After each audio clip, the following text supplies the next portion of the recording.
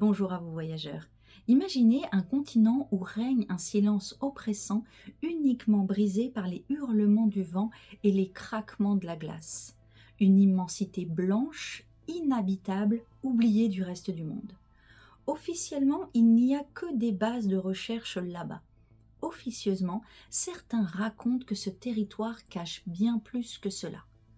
Dans cet épisode, aujourd'hui, nous allons investiguer des anomalies cartographiques vieilles de plusieurs siècles, des expéditions étranges, des entrées souterraines inconnues, ainsi qu'un monstre tout droit sorti d'un cauchemar Lovecraftien tapi dans un lac souterrain. Direction l'Antarctique et ses mystères.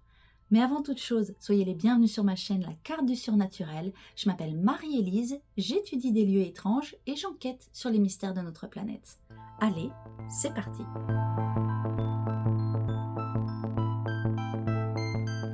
Chose promise, chose due. Après l'épisode sur l'Arctique, nous nous penchons maintenant sur l'Antarctique. Une terre qui, vous le savez déjà, j'en suis sûre, suscite énormément de mystères et d'interrogations.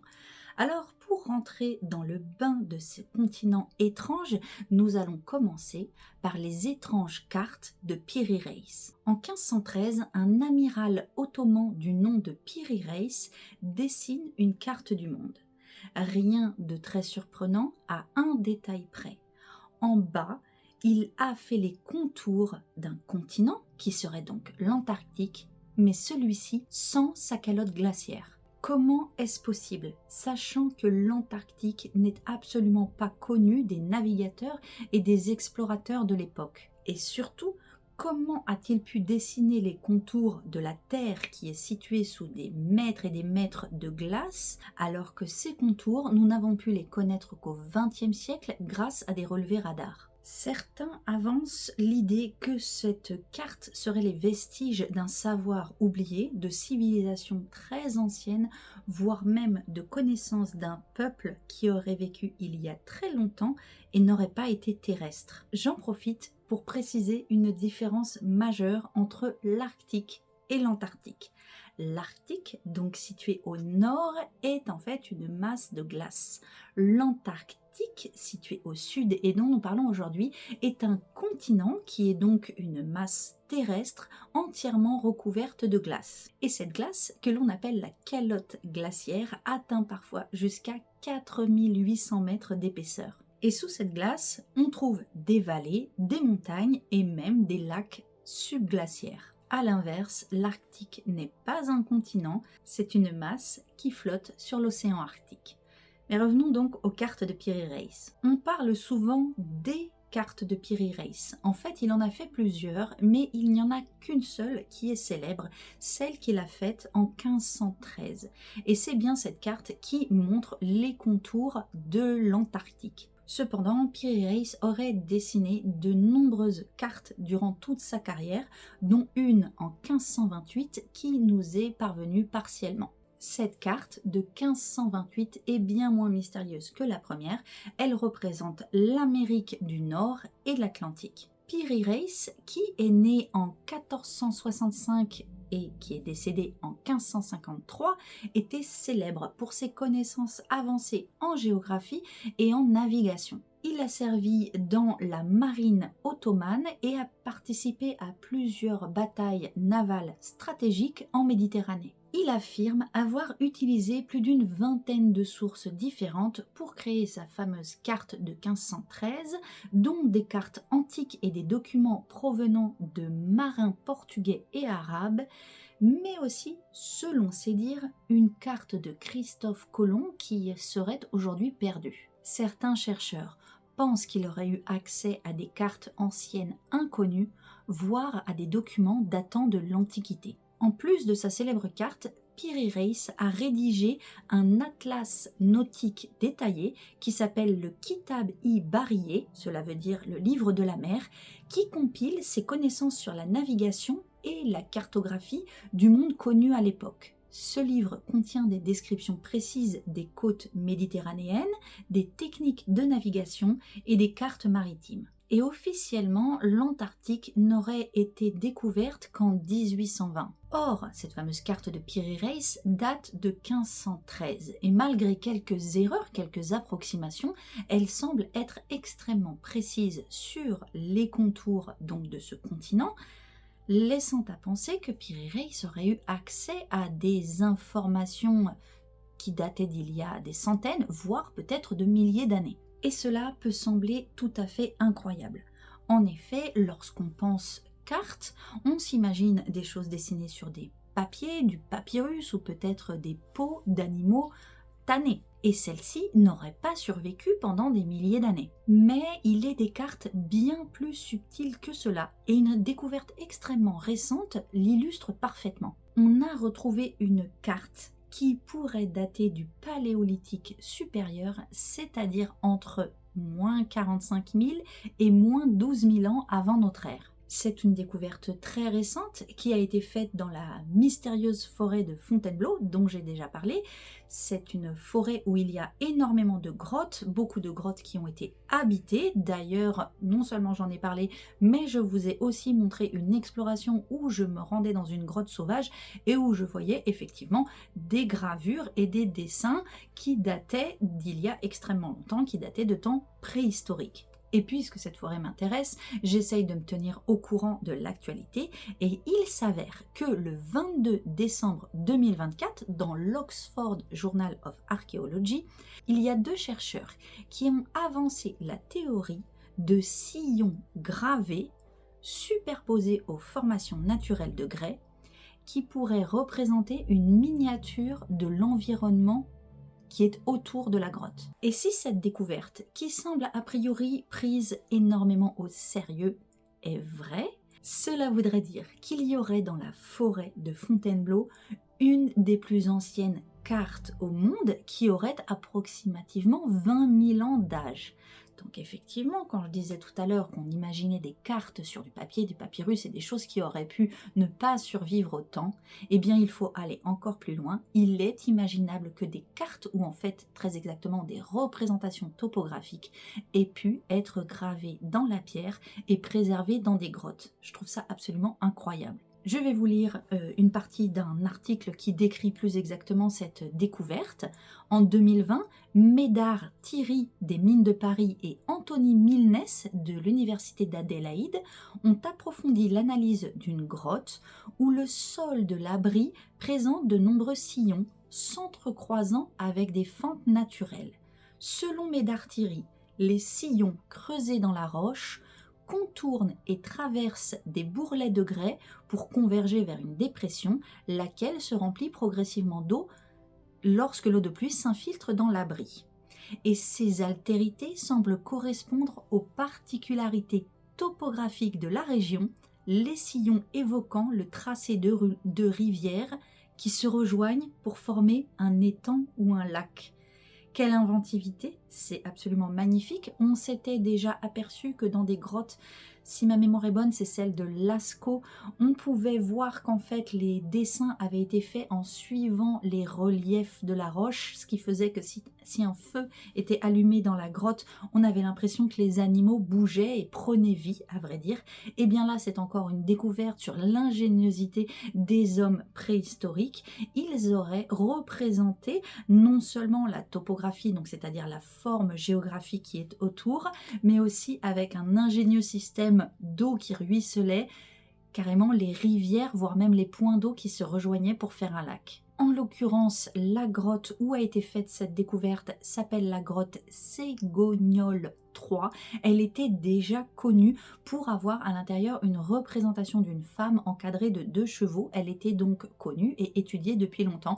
Elle est a priori complètement fermée au public, bien sûr, pour préserver ses trésors, mais ce n'est pas une découverte anecdotique de quelqu'un qui passait. Ce sont vraiment des chercheurs qui se sont penchés sur l'ensemble des gravures et donc quelque part des sculptures en fait dans cette grotte. Et donc, pour essayer de comprendre cette histoire de l'Antarctique et de sa glaciation, on va remettre quelques dates pour essayer de savoir où et comment Piri Reis aurait-il pu obtenir des informations. Il y a 200 à 100 millions d'années, l'Antarctique était ce que l'on peut appeler une jungle polaire. Donc c'était pendant le Jurassique-Crétacé. Elle faisait partie du supercontinent Gondwana, qui était connecté à l'Amérique du Sud, l'Afrique, l'Inde et l'Australie. Le climat était chaud et humide, avec une végétation dense. Il y avait des fougères géantes, des conifères et même des palmiers. Il y avait des dinosaures qui y vivaient, dont le Cryolophosaurus, un prédateur de 7 mètres de long qui a été découvert justement en Antarctique. Puis ensuite, de 66 à 34 millions d'années, pendant le Paléocène, c'était encore une terre verdoyante. Donc en fait, le continent s'est séparé du Gondwana. Son climat est resté tempéré. Il y avait des forêts et des rivières avec des mammifères primitifs, des marsupiaux et même des ancêtres des canards ou des flamants roses. Le climat à ce moment-là commençait à se refroidir, mais il n'y avait pas encore de calotte glaciaire. Et c'est il y a 34 millions d'années que là, le climat en fait de l'Antarctique a changé pour basculer vers un climat glacé. Le continent s'est détaché de l'Australie et de l'Amérique du Sud. Ce changement a provoqué l'apparition d'un courant circumpolaire antarctique qui donc a isolé le continent et a bloqué les courants chauds venant des tropiques. Ça, c'était donc il y a 34 millions d'années, la glaciation a commencé et à partir d'il y a 14 millions d'années, là la glace s'est ancrée en fait sur ce territoire et depuis il est complètement glacé. C'est devenu le paysage que nous connaissons aujourd'hui et c'est resté le lieu le plus froid et le plus hostile de notre planète. D'après nos connaissances actuelles, donc la dernière fois que le continent sans glace était visible, c'était il y a 14 millions d'années. Et il y a 14 millions d'années, a priori, il n'y avait pas d'être humain pour en faire une carte, quand bien même elle ait pu être gravée dans la pierre et conservée dans une grotte. Donc d'où Piri Reis pouvait-il tenir ces informations? Si on exclut l'homme tel que les civilisations modernes l'imaginent, il resterait donc 3 possibilités. La première, celle d'une civilisation ancienne et disparue, vous savez, ce genre de théorie qui revient encore et encore, une civilisation qui aurait pu vivre il y a plus de 15 000 ans, bien avant Sumer et les Égyptiens, et qui, eux, auraient eu des technologies ou des techniques bien plus avancées que ce qu'on pense pour sonder en fait la Terre et donc le dessous de la glace afin d'en avoir les contours. On pourrait imaginer aussi que Piri Reis ait eu accès à des cartes faites pendant l'Antiquité, ces cartes ayant encore été héritées de peuples bien plus anciens, et peut-être laissé par une civilisation perdue. Et puis, si on veut pousser encore plus loin dans les alternatives étranges, est-il possible que ces cartes soient venues d'une forme de connaissance venue d'ailleurs? C'est-à-dire, il y a à la fois la possibilité que des civilisations extrêmement anciennes, peut-être extraterrestres, bon, à prendre avec des pincettes, mais en tout cas aient réalisé des cartes et laissé ces informations sur Terre, mais il est possible aussi que certaines personnes aient accès à des informations sur notre Terre. On parle souvent du remote viewing, qui est la vision à distance en ce moment. On parle de personnes qui seraient d'ailleurs étudiées par l'armée, ou en tout cas leurs compétences seraient étudiées par l'armée, et qui auraient la possibilité d'avoir accès à une sorte de base de connaissances, ce fameux Akasha, dans lequel reposeraient des connaissances millénaires. Les 3 possibilités seraient donc une civilisation préhumaine, des connaissances absolument inconnues, ou encore des pouvoirs pour accéder à des réalités sur notre monde dont nous n'avons pas aujourd'hui la maîtrise. Dans son roman Le Sphinx des glaces, écrit en 1897, Jules Verne reprend des éléments d'un livre d'Edgar Allan Poe. Ce livre s'appelait Les Aventures d'Arthur Gordon Pym et il développe une hypothèse assez intrigante. L'Antarctique aurait des entrées cachées vers des mondes inconnus. Il y décrit très précisément un territoire où la réalité semble se déformer, où la logique laisse sa place au surnaturel et où un mystérieux sphinx des glaces garderait à la fois l'entrée de ce territoire, mais aussi tout un ensemble de connaissances. Nous l'avions évoqué de nombreuses fois et notamment lors de ma vidéo sur l'Arctique.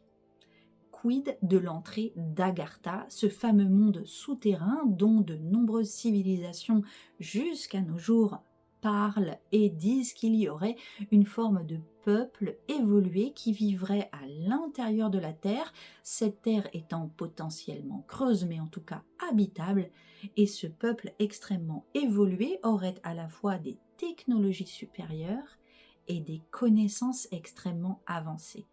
Est-il possible d'imaginer qu'il y ait un peuple qui ait transmis ces informations et qui se soit réfugié à l'intérieur de l'Antarctique dans Agartha? Est-il possible d'imaginer que les connaissances de ce peuple aient été reprises et soient arrivées par bonds successifs jusqu'à Piri Reis? Pourquoi pas?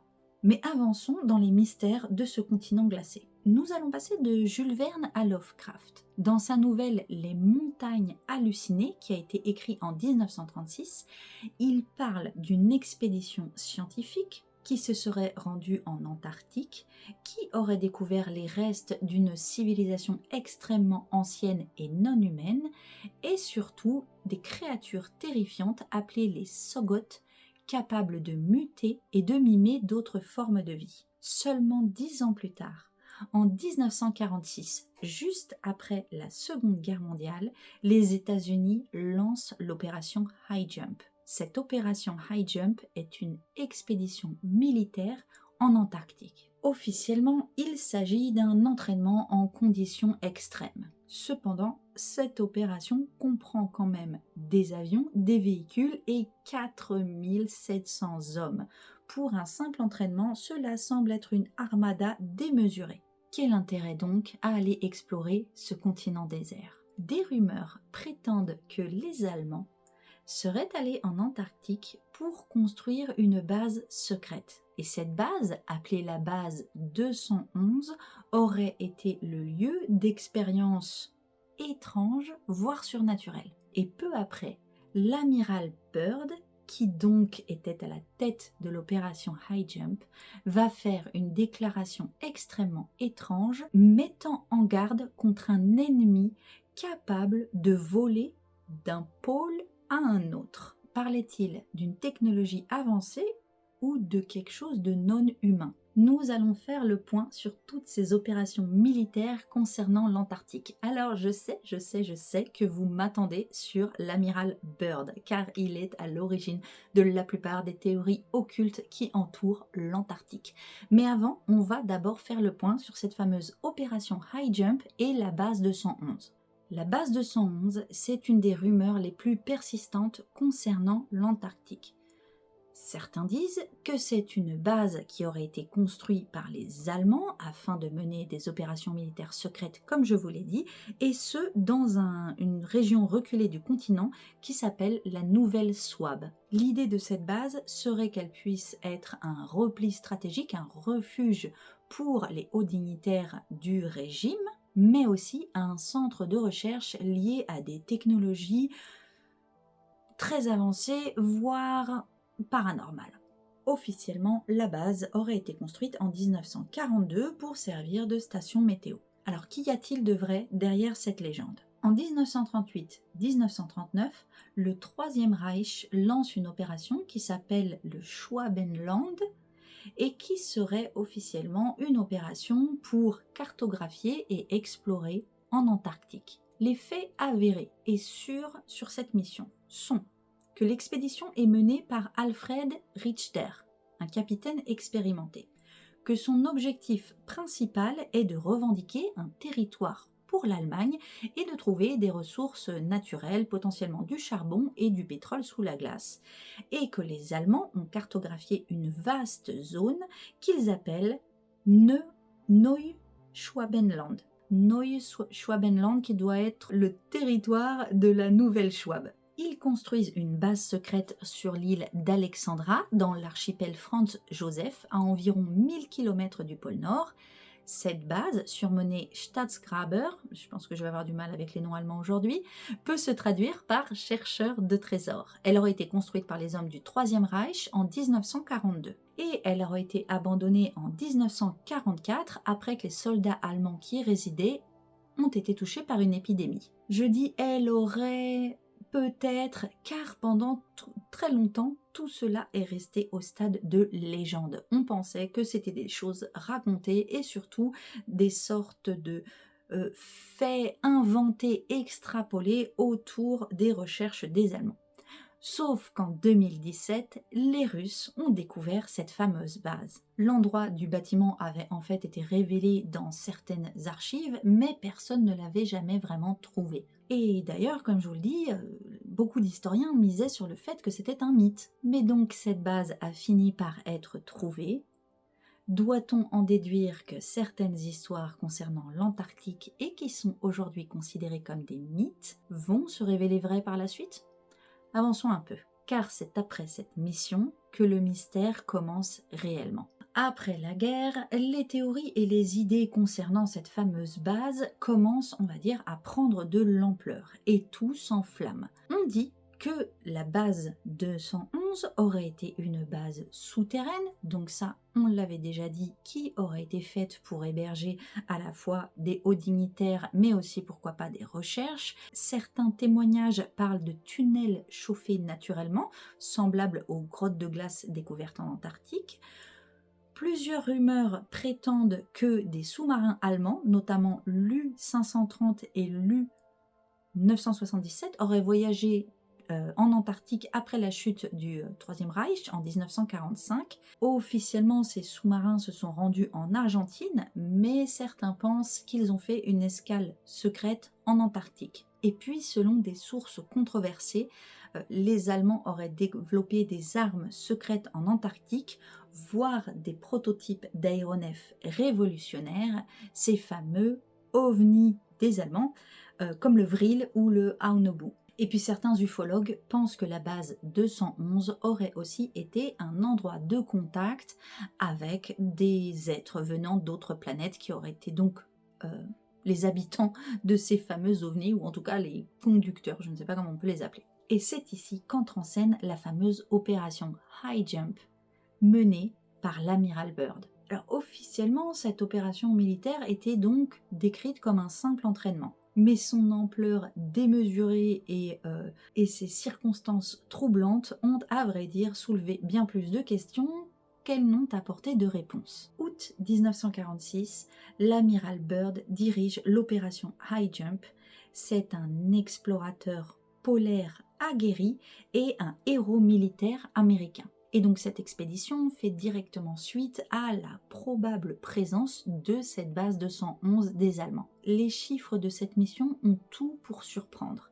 On parle donc de 4700 hommes, un effectif digne d'une invasion, 13 navires, dont un porte-avions, des destroyers et des sous-marins, plus de 30 avions et hélicoptères, une mission qui était censée durer 6 mois, mais qui fut interrompue précipitamment au bout de 8 semaines. Alors pourquoi un déploiement militaire aussi massif pour une simple mise en condition extrême ?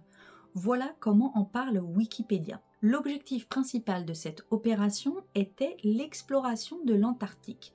Cependant, d'autres projets furent menés parallèlement à cela, notamment réaliser quelques tests et des expériences sur le matériel et la psychologie des soldats sous conditions glaciales, créer quelques bases pour établir la souveraineté des États-Unis, en général explorer la région, dresser des cartes géographiques de cette région, expérimenter de nouvelles armes et développer de nouvelles technologies. Tout ça avec 4600 hommes et en 6 mois qui finalement se sont terminés en 8 semaines. Et puis sur Wikipédia, il précise que l'opération connut quelques incidents qui sont le 30 décembre 1946, l'avion George I entra en collision avec une montagne lors d'un vol de patrouille alors qu'il photographiait la région.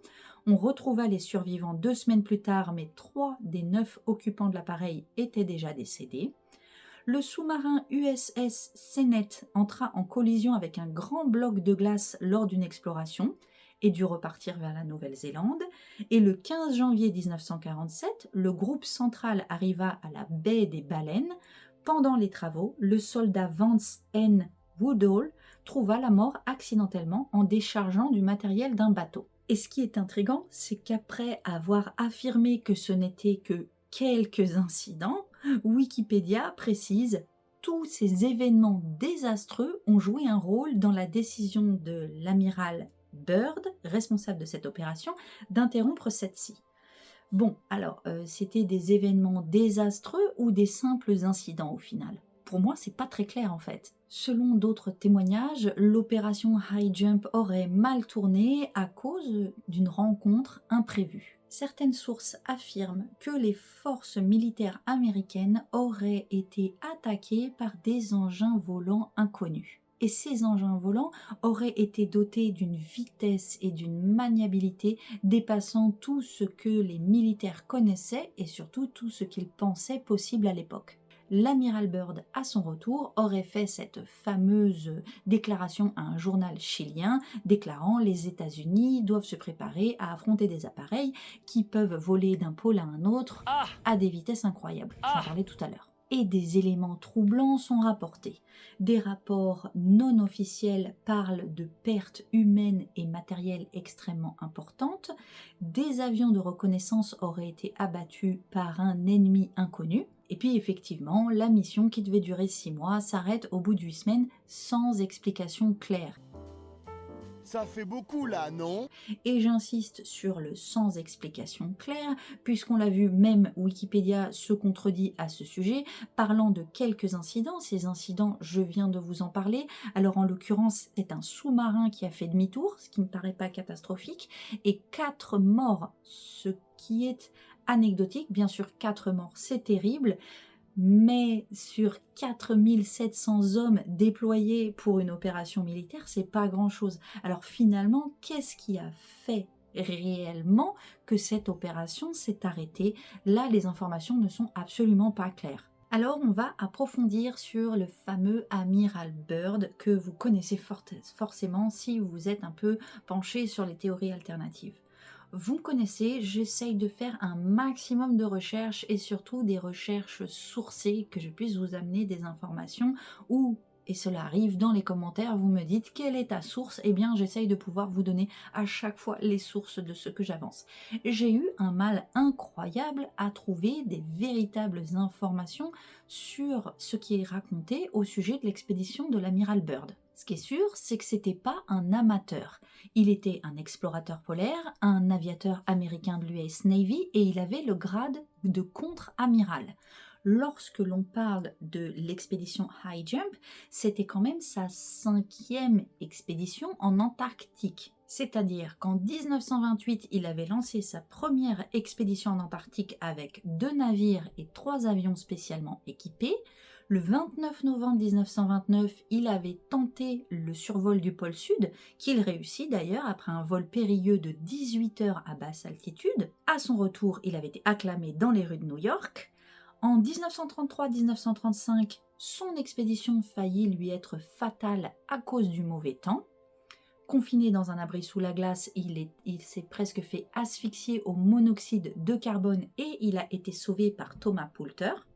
Il s'est relancé dans une autre expédition en 1939-1941 et en 1946, l'opération High Jump était donc sa dernière expédition. Mais on le voit, ce n'était pas un genou, ce n'était pas quelqu'un qui se lançait sans savoir ce qu'il faisait, il était expérimenté et d'ailleurs si on lui a confié autant de matériel et 4700 hommes, c'est quand même qu'on reconnaissait largement son expérience et son expertise concernant l'Antarctique. Et c'est en cherchant des preuves, des récits fantastiques liés à cette dernière mission que je suis tombée dans le rabbit hole des tinfoil hats. Alors à chaque fois, excusez-moi, j'utilise cette expression anglaise. Le rabbit hole, c'est le trou de lapin, le fameux trou de lapin d'Alice au pays des merveilles, dans lequel elle glisse et où tout devient fantastique. Et le tinfoil hat auquel je fais super souvent référence, c'est un chapeau en aluminium que mettraient les conspirationnistes pour éviter les ondes.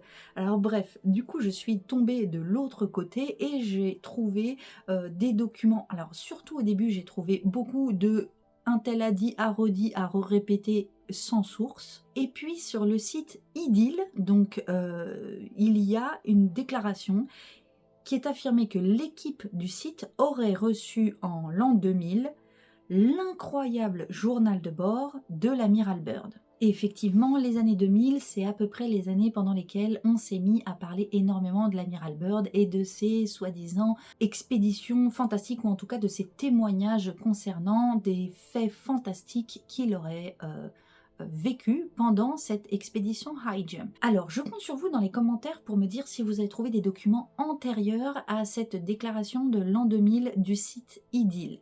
Parce que ce fameux journal de bord de l'amiral Byrd aurait été envoyé par un internaute suisse, mais il m'a été impossible de vérifier l'affirmation ou même d'avoir des photos de ce journal de bord. Cependant, je vais quand même vous en lire le contenu. Page 29, il est affirmé que l'amiral Byrd aurait écrit: hors bâbord et à tribord de notre aile apparaît un étrange type d'avion.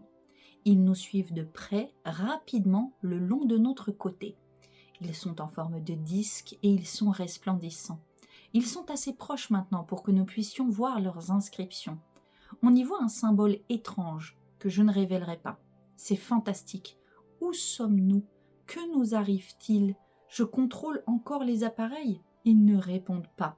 Nous sommes pris dans un invisible étau d'un certain type. D'où viendraient ces rumeurs sur les explorations de Byrd? D'après mes recherches, ces récits fantastiques trouveraient leur origine dans une déformation, une amplification de certaines de ces déclarations publiques. 2 interviews en particulier ont été fréquemment citées et déformées pour soutenir des théories spéculatives.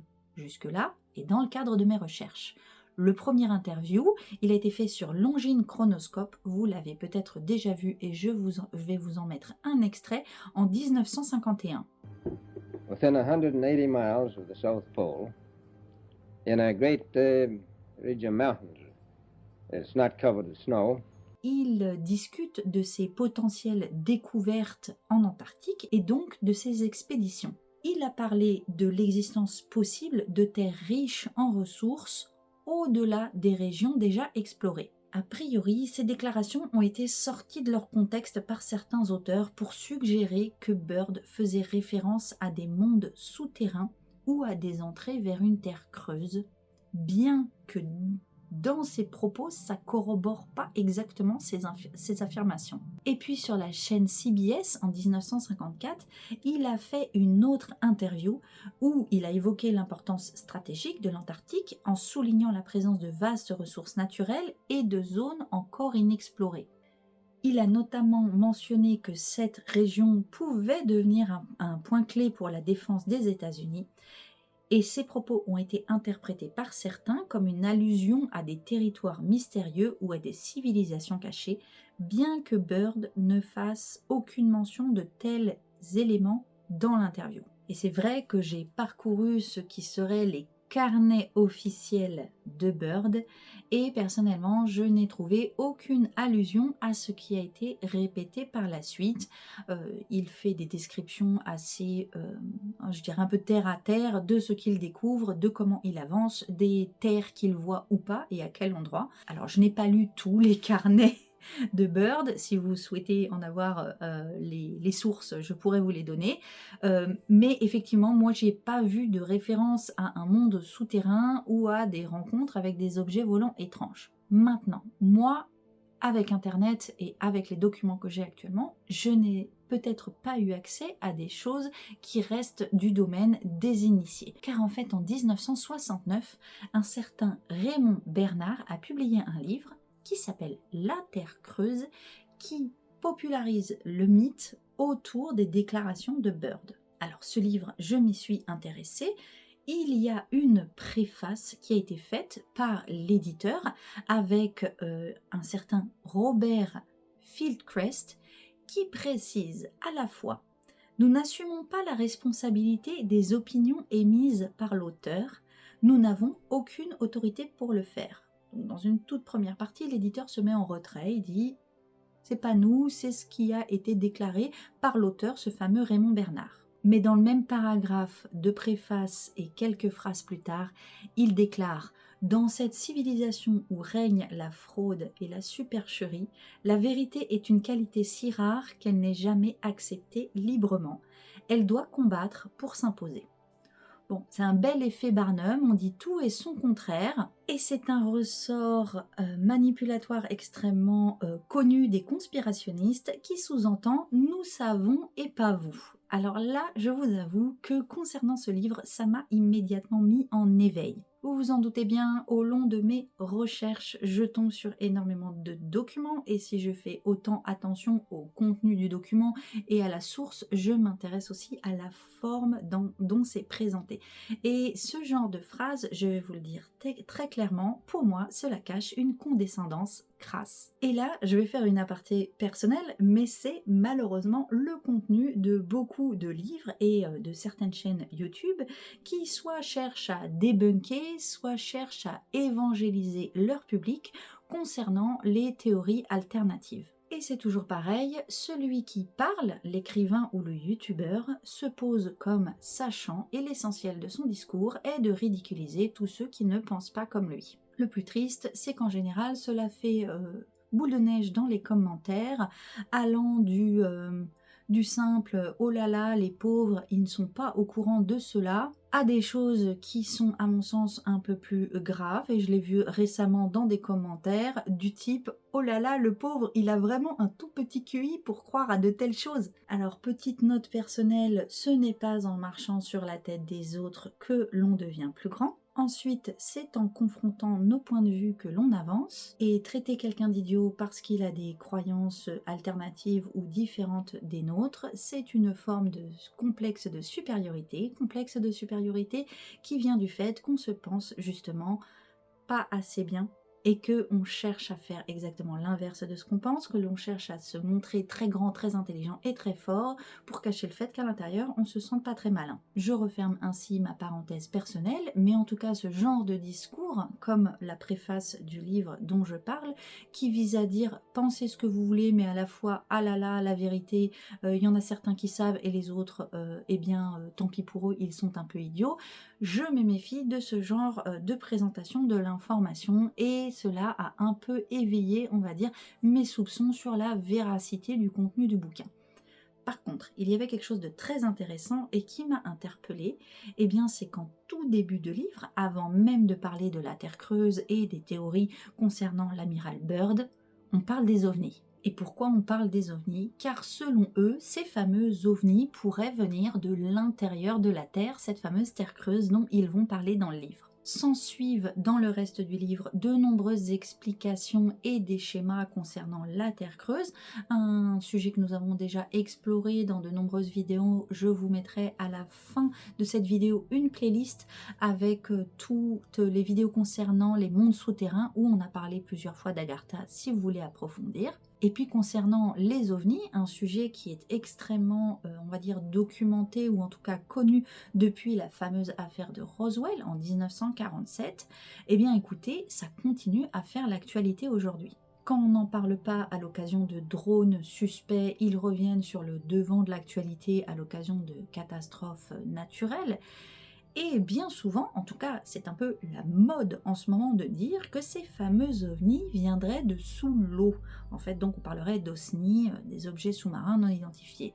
Ça revient énormément, et là on revient aussi sur cette théorie de la Terre creuse énormément liée à l'Antarctique et ces différentes théories alternatives dont on va continuer à parler dans cette vidéo. Mais en tout cas ça m'a marqué que à l'occasion de ce sujet, on puisse voir l'antériorité de ces théories sur des ovnis qui viendraient de sous la Terre ou de sous l'eau. Et puis ce point me semblait important à souligner parce que la toute première fois que je me suis intéressée à l'Antarctique, c'était à l'occasion d'une rumeur qui s'était propagée et d'un endroit qu'on pouvait voir depuis Google Earth là-bas, et qui est en fait, on le voit sur les images, tout ce qui ressemble à une énorme entrée sous terre.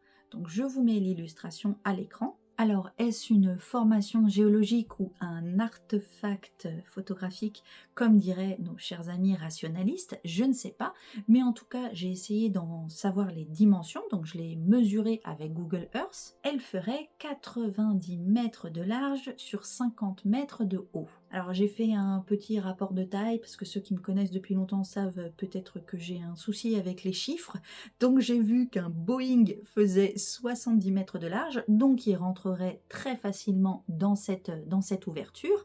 Si un Boeing rentre, après tout, un OVNI pourrait rentrer aussi, je suppose. Et puis en équivalence à peu près pour voir la taille, cela ferait environ 5 camions de large et 3 camions de haut. Donc c'est vraiment une ouverture énorme. Et je me souviens parfaitement que quand la nouvelle de ce fameux Antarctica's Opening, c'est-à-dire l'ouverture dans l'Antarctique, a fait un peu le tour d'internet parce qu'on commençait à avoir les premières images, on va dire un peu Google Maps précises, et il y a des gens dont c'est la passion d'aller regarder toutes ces images en parlaient, et bien écoutez, là j'en ai pas retrouvé lors de mes recherches, mais tout le monde montrait un ovni qui sortait de cette faille béante, et donc cela alimente aussi énormément la possibilité que pourquoi pas il y ait en Antarctique des entrées, si ce n'est vers la Terre creuse, en tout cas des sortes de garages à véhicules extraterrestres. Agartha, la Terre creuse, les OSNI, l'Antarctique fait converger de nombreux mystères. Et à ma grande surprise, j'ai appris qu'en Antarctique, il y a un volcan. Ce volcan est assez fascinant parce qu'en fait, il posséderait l'un des rares lacs de lave permanents sur Terre. Donc c'est une caractéristique qu'il partage seulement avec 2 autres volcans, l'un qui est au Congo, le Nyaragongo, et l'autre qui est à Hawaï et qui est le volcan Kilauea. Ce volcan, en Antarctique, c'est le mont Erebus. Ça vous rappelle rien? Attendez, juste à côté du mont Erebus, le volcan, il y a un volcan éteint qui s'appelle le mont Terror. Terror et Erebus. Ça y est, vous remettez les morceaux, l'Arctique, l'expédition de John Franklin. Eh bien écoutez, j'ai regardé l'origine des noms de ces 2 monts, qui sont des volcans, donc un seul, c'est Erebus qui est encore actif. C'est Sir James Clark Ross, lors de son expédition en Antarctique en 1839-1843, qui a découvert et nommé ces 2 monts. Et en fait, il lui a donné le nom des bateaux, des navires avec lesquels il était venu. Ces 2 fameux navires qui ensuite ont été réaffectés à la découverte du pôle, cette fois nord, l'Arctique, avec John Franklin, donc la fameuse expédition désastreuse dont j'ai parlé dans mon autre vidéo. Ces 2 bateaux ont été perdus à cette occasion en Arctique. On a retrouvé leurs épaves uniquement en 2014 et en 2016. Ces 2 navires absolument incroyables qui ont à la fois été menés à leur perte en Arctique, mais qui avaient déjà fait l'Antarctique et qui avaient donné leur nom à la postérité finalement à 2 monts sur ce continent glacé. Ce qui est sûr, c'est qu'après ces nombreuses expéditions, l'Antarctique est devenue une zone de surveillance internationale et de nombreuses restrictions lui ont été appliquées. En effet, 12 pays, dont les États-Unis, l'URSS, le Royaume-Uni et l'Australie, ont signé en 1959 le traité de l'Antarctique qui est entré en vigueur en 1961. Ce traité repose sur plusieurs principes. Une démilitarisation complète, une interdiction des essais nucléaires qui a été renforcée par le protocole de Madrid en 1991 avec une interdiction de toute exploitation minière, une utilisation pacifique, donc le continent est réservé à la recherche scientifique, une libre coopération scientifique, c'est-à-dire que les résultats des recherches doivent être partagés entre les nations. Et ce traité établit une surveillance internationale, c'est-à-dire que cela empêche toute nation de revendiquer le territoire de l'Antarctique. Dans The X-Files, on trouve justement un épisode complet qui se déroule en Antarctique. C'est le final de la saison 5 où Mulder justement découvre une base militaire cachée sous la glace avec une forme de vie extraterrestre en hibernation. Qu'en est-il justement des autres mystères concernant ce continent glacé? Eh bien déjà, de façon assez surprenante, il y aurait 2 pyramides en Antarctique. Et celles-ci sont parfaitement visibles sur les images Google Earth. La première, c'est le Nunatak Stephenson, Nunatak voulant dire montagne recouverte de neige. C'est une montagne rocheuse proéminente en forme de pyramide qui s'élève à environ 640 mètres d'altitude dans le nord-ouest de la baie de Kirwan, en Antarctique orientale. Et puis, il y a une autre structure pyramidale située dans les monts Ellsworth. C'est une chaîne qui s'étend environ sur 400 km en Antarctique occidentale. Et cette fameuse formation rocheuse atteint environ 1265 mètres de hauteur avec une base de 2 km de côté. Et c'est cette deuxième formation que vous voyez à l'écran qui pose énormément de questions. On l'a déjà vu, les structures poussant à la pareidolie sont nombreuses. Cependant, les interprétations varient selon les cas, ce qui, je vous l'avoue, parfois a tendance à me surprendre. Prenons par exemple le sphinx du Balochistan. Là, tout le monde a priori s'accorde à dire que ce serait issu d'un phénomène naturel. Par contre, le sphinx des monts Boussegui en Roumanie, on pense que c'est peut-être les restes d'une civilisation ancienne. Alors, personnellement, je trouve ça un petit peu étrange parce que regardez la différence entre le sphinx du Balochistan et le sphinx des monts Boussegui. Celui du Balochistan a quand même l'air beaucoup plus formé, comme si ça avait vraiment été un vrai sphinx avant, alors que celui du mont Boussegui a l'air d'un caillou abîmé par le vent, en fait, clairement.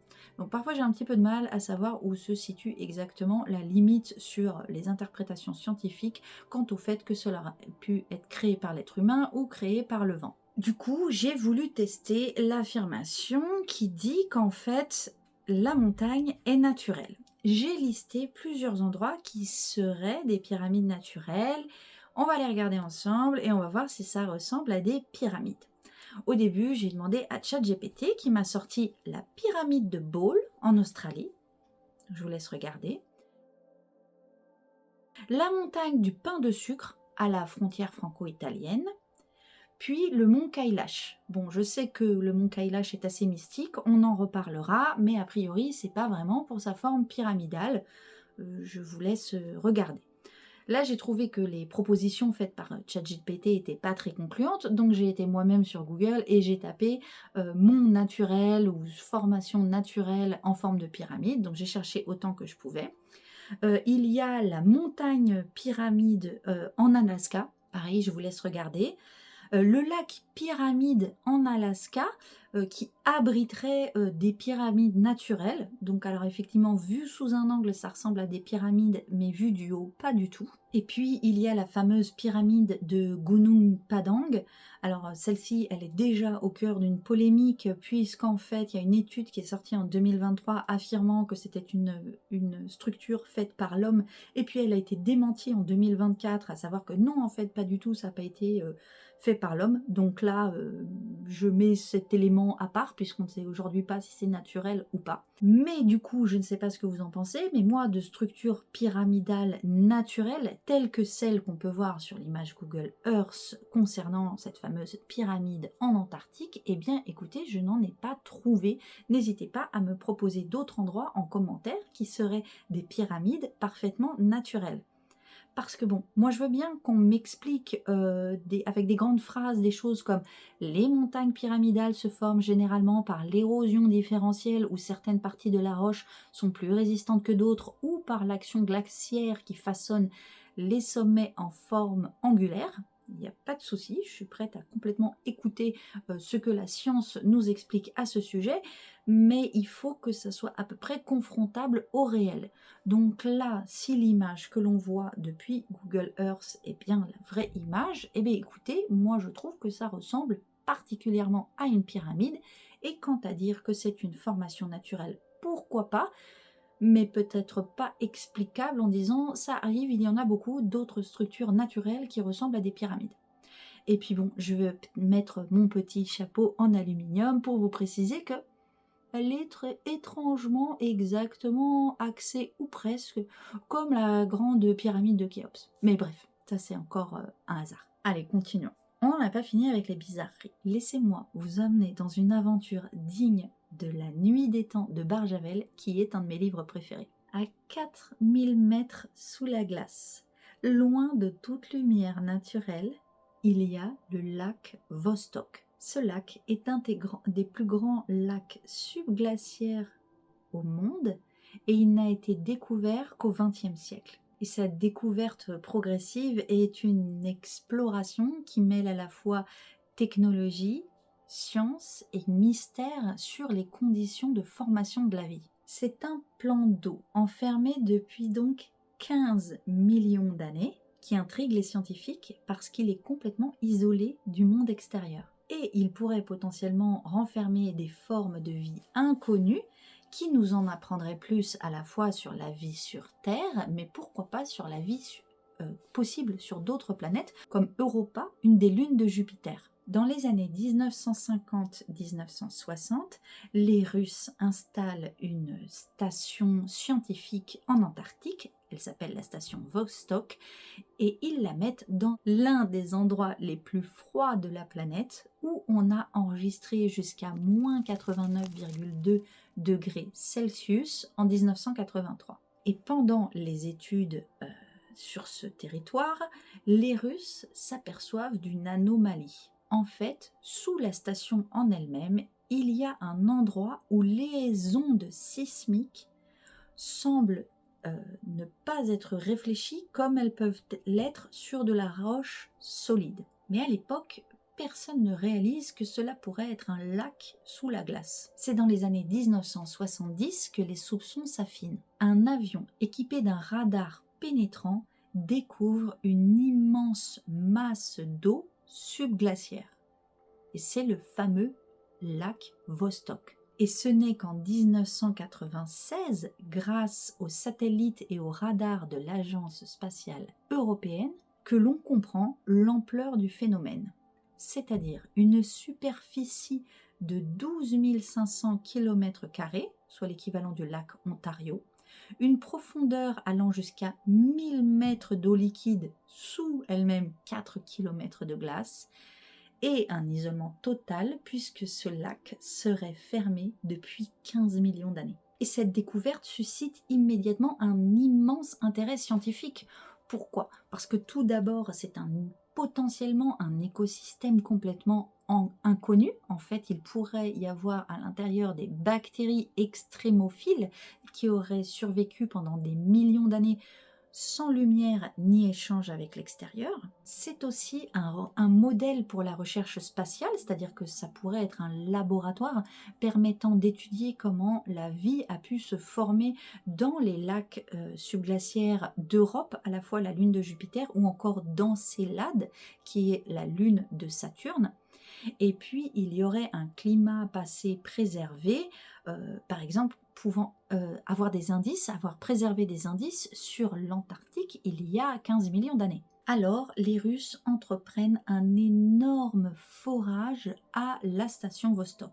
Et c'est un projet extrêmement complexe parce qu'il faut essayer d'éviter de contaminer l'eau du lac en dessous. Après des décennies d'efforts, en 2012, l'équipe russe réussit enfin. Ils ont réussi à percer à travers 4 km de glace et ils atteignent le lac. Mais cela déclenche en fait une énorme controverse. Pour forer, ils ont utilisé des matériaux chimiques potentiellement contaminants qui sont en l'occurrence du kérosène et du fréon. Peu après, silence radio. Les communications sont coupées. Les Russes ne vont plus rien dire pendant 5 jours. Personne ne sait ce qu'il s'est passé et l'équipe russe, au bout de 5 jours, déclare juste qu'ils ont prélevé un peu d'eau. C'est en 2013 que des analyses confirment la présence de micro-organismes jamais observés auparavant qui renforcent la possibilité d'une vie à la fois dans ce lac, mais pourquoi pas sur d'autres planètes. Alors ces organismes en question seraient des chimio-autotrophes, c'est-à-dire qu'ils tirent leur énergie des minéraux du lac, un peu comme les microbes des sources hydrothermales des abysses océaniques. Et pour qu'une vie survive à 4 km sous la glace, il faut qu'il y ait plusieurs conditions qui soient réunies. La possibilité qu'il puisse survivre avec une absence totale de lumière, pas de photosynthèse, donc la nécessité d'avoir des sources d'énergie alternatives, une pression immense, puisqu'en fait sous 4 km de glace, l'eau est maintenue à un état liquide sous une pression équivalente aux abysses océaniques, Des températures bien évidemment glaciales, donc entre -3 et -10 degrés Celsius. Donc il faut que la forme de vie qui est présente puisse survivre à cela. Et puis un isolement millénaire, c'est-à-dire avec aucun échange extérieur, une vie qui se serait développée complètement en vase clos. Les candidats idéaux pour survivre dans ce genre d'environnement sont des micro-organismes extrémophiles qui sont donc capables de trouver de l'énergie dans des réactions chimiques plutôt que dans la lumière du soleil. Si de tels micro-organismes existent, on pourrait imaginer que cela soit par exemple des tardigrades qui sont capables de survivre à des conditions extrêmes, que cela soit des formes de vie analogues aux poissons des abysses, donc qui évolueraient extrêmement lentement dans une obscurité totale, ou une forme d'organisme complètement inconnu, ayant développé des capacités biologiques uniques pour survivre sans oxygène en abondance. Et certains, justement, évoquent le fait qu'on ait pu trouver un organisme étrange, quelque chose d'hostile sous la glace, et c'est là qu'entre en scène l'organisme 46B. Difficile de parler de l'Antarctique sans évoquer The Thing de John Carpenter. Alors c'est l'un des films d'horreur les plus cultes du cinéma. L'histoire suit une équipe de scientifiques partis en Antarctique qui découvrent une forme de vie extraterrestre capable d'imiter parfaitement toute forme de vie. Réalisé en 1982, c'est un film qui mêle paranoïa, huis clos oppressant, métamorphose cauchemardesque, mais qui se rapproche peut-être de la vérité. Selon des témoignages non vérifiés, une équipe aurait découvert une créature de cauchemar dans le lac Vostok. Un céphalopode géant de plus de 10 mètres de long, doté d'une intelligence anormale. Certains racontent qu'il pouvait même imiter l'apparence humaine, à moins que cela soit une forme d'emprise psychique qu'il ait eue sur ses victimes. C'est un concept qui rappelle certains céphalopodes ultra adaptés vivant dans les profondeurs, comme ceux dont on a parlé, ces fameux calmars géants qu'on a évoqués lors de la vidéo sur les lumières étranges, les orbes et donc les lumières à Esdalen en Norvège. Et aussi étrange que cela puisse paraître, si cette légende semble trop fantastique, elle trouve quand même un écho troublant dans le monde réel avec les pieuvres, ses cousins céphalopodes des calamars. Alors, véritable maître du camouflage, les pieuvres sont capables de modifier instantanément leur couleur, leur texture et même leur forme pour disparaître dans l'environnement. Certaines espèces peuvent dévisser des bocaux, manipuler des objets et élaborer des stratégies pour capturer leur proie. Leur intelligence dépasse tout ce qu'on a pu voir dans d'autres invertébrés. Et si une espèce inconnue, piégée sous les glaces depuis des millénaires, avait poussé ses capacités à l'extrême? Une forme d'intelligence et d'adaptabilité que nous ne comprenons pas encore. Certains pensent que l'organisme 46B n'est pas une vraie créature, mais quelque chose qui ne devrait finalement pas exister. Une forme de vie peut-être encore plus ancienne que l'humanité elle-même, ce qui n'est pas sans rappeler la fameuse créature terrifiante de Lovecraft dans L'Appel de Cthulhu, car il décrit une entité endormie sous l'océan, un être ancien aux allures de céphalopode et dont la seule perception altère l'esprit humain.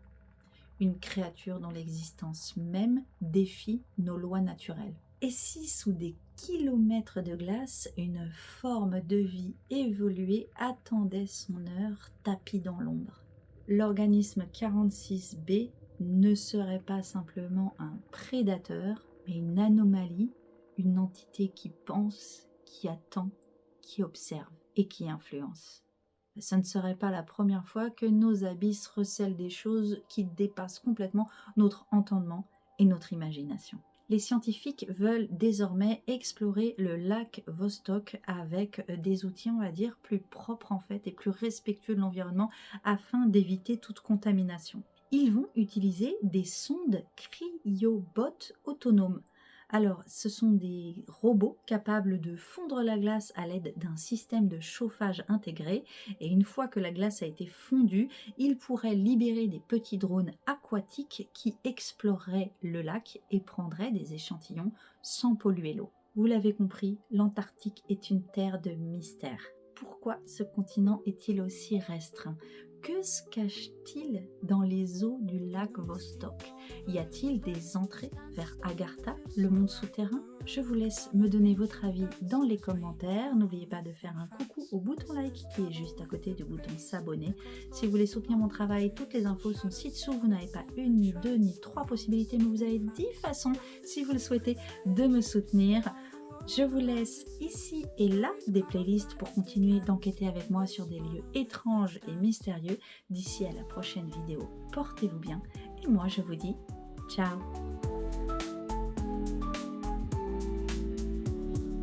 Legends say it fell from stars, other worlds are cosmic scars.